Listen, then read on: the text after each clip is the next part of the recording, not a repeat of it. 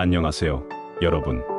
오늘의 주제는 놀랍게 숨겨진 구원의 비밀입니다. 오늘 큐티 성경 묵상은 시편 116편 12절부터 117편 2절까지의 말씀을 중심으로 진행됩니다. 먼저 시편 116편에서는 하나님의 구원에 대한 감사와 찬송이 담겨 있습니다. 이 말씀을 통해 우리는 구원받은 우리의 현실적인 증거를 다시 한번 생각해 볼 수 있습니다. 하나님께서 우리를 어떻게 구원하셨는지 그 은혜에 감사하는 마음이 가득해야 합니다. 그리고 시편 117편에서는 만민을 향한 찬양의 권고가 있습니다. 모든 민족이 하나님을 찬양해야 한다는 메시지가 담겨 있습니다. 우리는 이 찬양의 사명을 가지고 살아가야 합니다. 오늘의 묵상을 통해 여러분이 느끼는 구원의 증거는 무엇인가요? 먼저 말씀을 함께 읽어보도록 하겠습니다. 내게 주신 모든 은혜를 내가 여호와께 무엇으로 보답할까? 구원의 잔을 들고 여호와의 이름을 부르며 여호와의 모든 백성 앞에서 나는 나의 서원을 여호와께 갚으리로다. 그의 경건한 자들의 죽음은 여호와께서 보시기에 귀중한 것이로다. 여호와여, 나는 진실로 주의 종이요 주의 여종의 아들 곧 주의 종이라. 주께서 나의 결박을 푸셨나이다. 내가 주께 감사제를 드리고 여호와의 이름을 부르리이다. 내가 여호와께 서원한 것을 그의 모든 백성이 보는 앞에서 내가 지키리로다. 예루살렘아, 내 한가운데에서 여호와의 성전 뜰에서 지키리로다. 할렐루야. 너희 모든 나라들아 여호와를 찬양하며 너희 모든 백성들아 그를 찬송할지어다. 우리에게 향하신 여호와의 인자하심이 크시고 여호와의 진실하심이 영원하미로다. 할렐루야.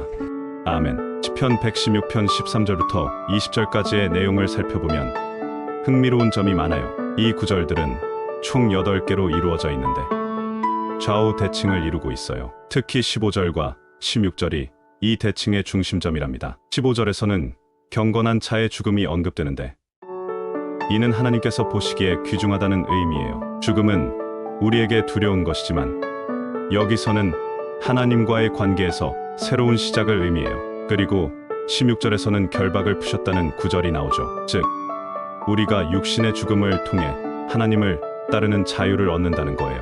이제 13절과 17절을 보면 두 구절 모두 하나님의 이름을 부르는 내용이 담겨 있어요. 13절에서는 구원의 잔을 들고 여호와의 이름을 부르고 17절에서는 감사제를 드리며 그 이름을 부르죠. 이처럼 두 구절은 비슷하지만 각각 다른 행동을 하고 있어요. 또 14절과 18절은 백성들 앞에서 서원을 행한다는 공통점이 있어요. 14절에서는 여호와께 서원을 갚는 내용이고 18절에서는 그 서원을 지킨다는 내용이죠. 이렇게 보면 하나님과의 관계뿐만 아니라 공동체와의 관계도 중요하다는 것을 알 수 있어요. 그리고 처음과 끝을 담당하는 12절과 19절은 여호와의 보답을 성전에서 지킨다는 내용으로 연결되죠. 이렇게 시작과 끝이 연결되어 있다는 것은 우리 삶에서도 하나님께 감사하고 그 은혜를 기억하라는 메시지를 전달해요. 흥미로운 점은 15절과 16절을 경계로 전반부와 후반부가 쌍둥이처럼 같은 모습을 띠고 있지만 조금 다른 점이 있다는 거예요. 전반부는 하나님을 위한 내용이고 후반부는 백성을 위한 내용이에요. 즉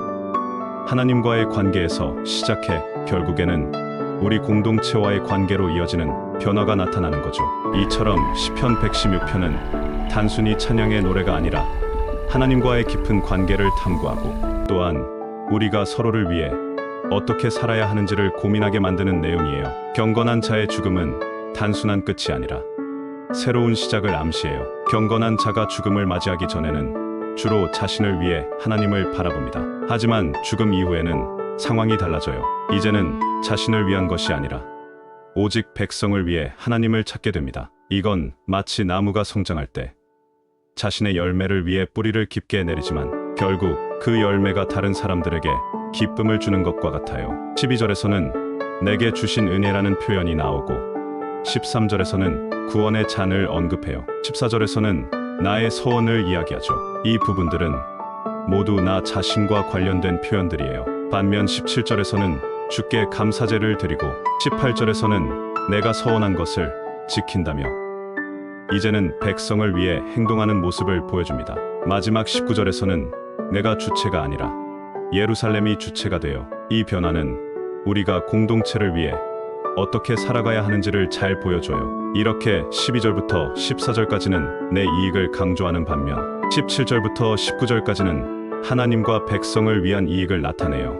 이건 마치 한 사람의 성장 과정을 보여주는 것과 같아요. 처음에는 자기중심적이지만 점점 더 많은 사람들을 생각하게 되는 거죠. 또 흥미로운 것은 15절과 16절이에요. 15절에서는 그의 경건한 자들이 언급되고 16절에서는 나는 주의 종이라고 말해요. 여기서 15절은 남을, 16절은 나를 표현하죠. 이 두 구절은 절묘하게 대칭을 이루면서 문맥의 반전 요소를 더해줍니다. 처음에는 내가 주체였는데 이제는 그가 주체가 되는 거예요. 그리고 후반부에서는 다시 나를 강조하는 듯한 표현이 시작되죠. 이런 구조는 우리에게 중요한 메시지를 전달해요. 우리가 개인적인 이익을 넘어 공동체와 하나님을 위해 살아가야 한다는 것. 이 과정에서 우리는 성장하고 더 큰 의미를 찾게 됩니다. 시편을 자세히 들여다보면 정말 놀라운 천재성을 발견할 수 있어요. 단순히 단어의 의미를 넘어서 문맥적인 구조와 반전, 그리고 역동적인 변화가 함께 얽혀 있어요. 이런 요소들이 모여서 깊은 의미를 만들어내죠. 오늘의 시편에서는 우리가 진정한 하나님의 종이 되기 위한 노력과 그 과정에서의 변화된 모습을 보여줍니다. 나 자신이 죽음으로써 자유를 얻는다는 표현은 정말 멋져요. 하나님의 종으로 구속되는 것이 결박이 풀리는 것이라는 말도 감동적입니다. 이는 마치 우리가 어떤 무거운 짐을 내려놓고 가벼운 마음으로 새 출발을 하는 것과 같아요. 우리가 진정한 하나님의 종이 되려면 어떤 모습으로 성장해야 하는지를 알려주죠. 이 기준을 통해서 우리가 하나님의 참된 종인지 아닌지를 구분할 수 있습니다.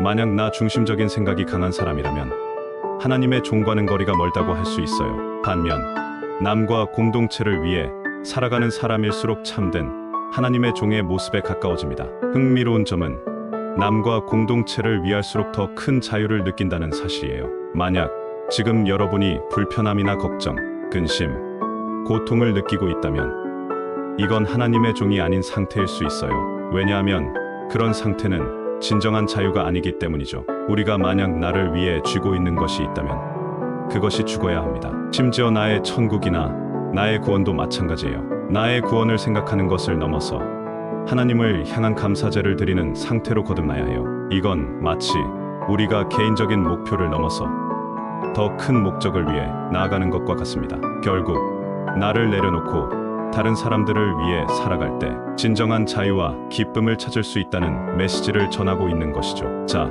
그럼 기도로 마치겠습니다. 하나님을 찬양합니다. 초월적인 지성으로 우리를 일깨워주시는 하나님께 감사드립니다.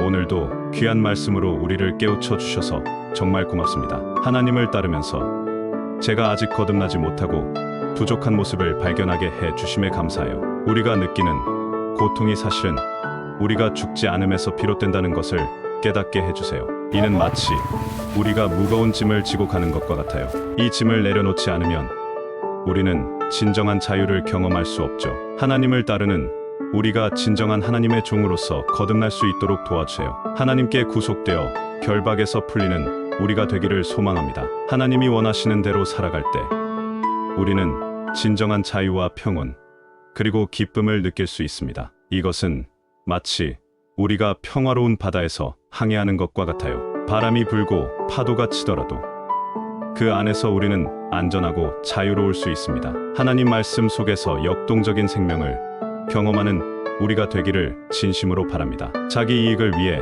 하나님을 찾는 것을 넘어서 하나님의 참된 종으로서 행동하게 해주세요. 다른 사람들을 위해서, 그리고 공동체를 위해 살아가는 것이 진정한 하나님의 종의 모습입니다. 오늘도 우리의 기도를 들어주셔서 감사합니다.